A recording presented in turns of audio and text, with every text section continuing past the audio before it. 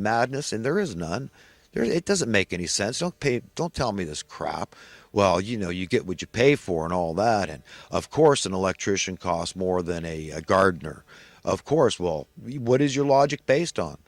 Okay, if the job wouldn't exist if it's not important, why would you marginalize anybody? Do you understand? It makes no sense. It's an elitist spirit. It's an evil spirit. And that's how this thing spins out of control, is it just, we devour one another. We don't want to know. We just want to keep our numbers high. And if it means that, it hurts you because you can't keep your numbers high successfully, that's your problem. It's social Darwinism, whatever you want to call it. It's just devouring, dog eat dog, and hyper competitive. And this is the spirit of the world. This is what they've done to us. And we're in a horrible place, and we're in it deep. We stepped in it really deep. Okay, and this train has traction, it has momentum, and it doesn't want to move. It's got inertia. All at the same time. It doesn't want to budge, but it's chugging along, careening over the edge.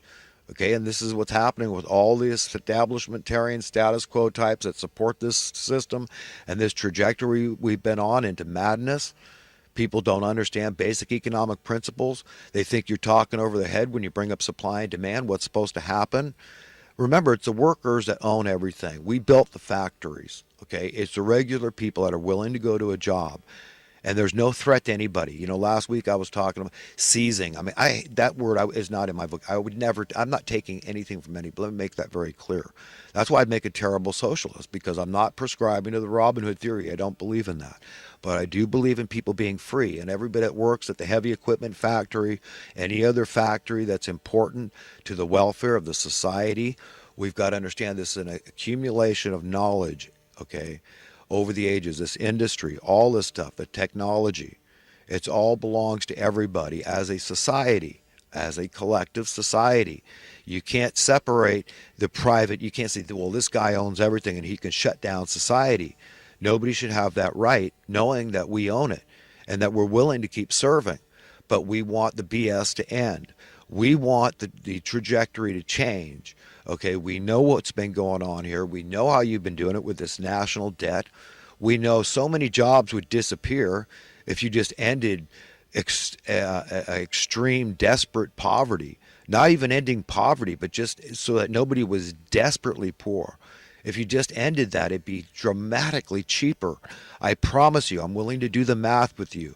When you see how little crime would remain if you did that, and how much it costs society to pay for all that crime in society, and how it makes it a mean and cold, unfriendly society, when we could have a kinder, gentler, and safer society, okay, where people aren't sucking lemons and stressed out all the time about cracking that nut. They know. I mean, they're not stupid. People are smart. We see the nut keeps getting harder to crack.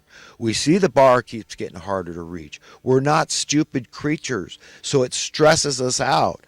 We want to believe it's illogical, but we say, well, I just got to go along to get along. I got to comply. I just got to capitulate. I've got to acquiesce. I've got to just go along. I've got to go out there and find ways to make more money, and I've got to compete.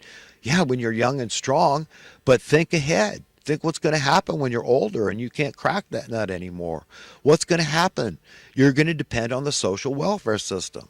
You're going to depend on Section 8 housing to pay your rent. Because there's no way. Once you stop being able to do that, your health starts failing. It's just old age. It's the natural way things go. It happens to everybody. So when you're young and strong and you think, well, I can do it and I can't worry about you, that's your problem. If you're not strong enough, you're not tough enough, you can't crack the nut, you can't reach the bar, but I'm still able to. So watch me and, I'll do it. I can do it. You understand how it's maddening to a guy like me looking at this stuff. And it should be maddening to you and everybody else. We've got to have an understanding and really just be empowered and say no more ignorance. Don't let people stay in ignorance. When you bring up a subject like supply and demand, don't let them weasel out. Don't say, look, make sure that you understand. I'm not trying to talk over your head here. Okay, but we've got to be able to define progress relative to capitalism, supply and demand, and talk about what the effect is if a policy is successful, if a policy is prudent, economically speaking, and where it leads to progress. And what is that progress? How do you identify that progress? What is the evidence for that progress? Okay, and I'm telling you what it is. Your currency increases in worth. This is how the captives are set free. It's through prosperity. Do you understand? Financial freedom. That's progress. Not for some, but for everybody. It creates a rising tide. That's what true capitalism, supply and demand, free market capitalism produces. That's it. So what happens is money, by and large, is made irrelevant. We just don't care anymore. We all have sufficient amount and it's worth plenty. Nobody is living in insecurity. If we want to keep playing the stupid game that no other creature on the face of the earth feels compelled to play, okay, wouldn't play it if they knew the rules. They'd say, why in the hell would I prescribe to that? But yet look at us like we're all in a trance. We're all in a daze. We're all mesmerized. Money love. We don't confess it. We've got to at least admit it. God already knows you love money. What, that's like saying what? You don't like paying your bills? What do you think? God is stupid? God, if there's one thing God is not, be assured it is stupid. Okay, He knows our hearts. So if you have any inkling of love money, I just love this financial security. I just love this financial freedom I have, and I would do a lot of things, and I might compromise. You've got to search your soul. You've got to open yourself up like a book to God and confess it, admit it, okay, so that you can be on the right side of history. I mean, we're talking about sea change, unprecedented history here, about the judgment day, the day of reckoning. You want to make sure you don't miss the mark. So you've got to be very clear that, you too actually share the mind of God and you hate money. You wish it was never invented, and it's horrible. It's just part of the curse that befell the earth that gave this evil force all this power, this knowledge of good and evil. I mean, why else on earth would we, any of us, ever buy into this crap when we could have prosperity coming out the wazoo? Okay, because I'm talking about prosperity. I'm talking about, everybody having everything that they want, everything that they need. And that's it. I mean, what more need I say? I'm talking about freedom. Could you imagine?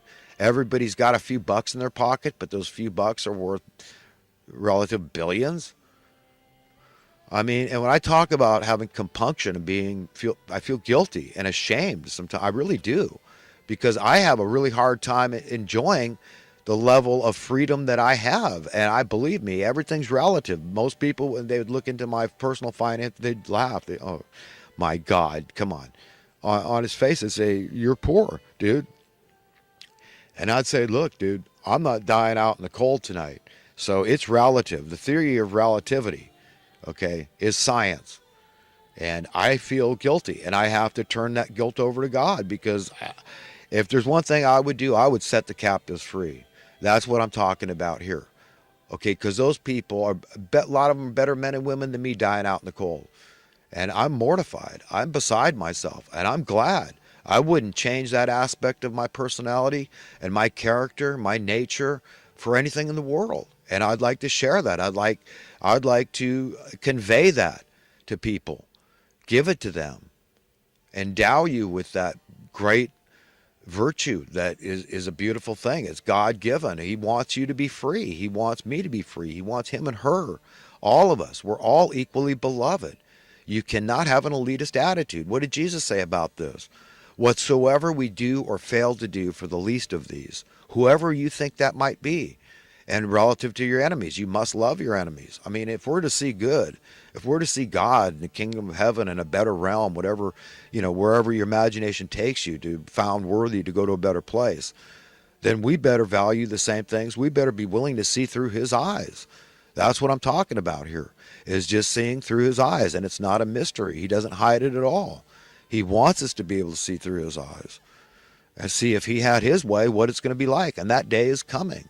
And we need to prepare ourselves individually and help others to prepare themselves.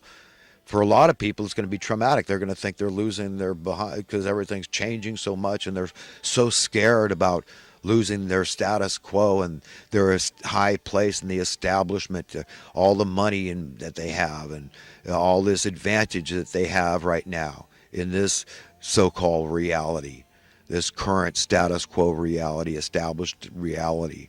And they're threatened by the idea of God taking over. But it's coming, and we need to ready ourselves and each other. Do our best, because it's written that Whosoever gives one of these little ones that loves me even a drink of cold water will not lose his reward. And basically, that's the best that I can do. And that's the drink of water, the drink of cool water is just saying, look, you got the same power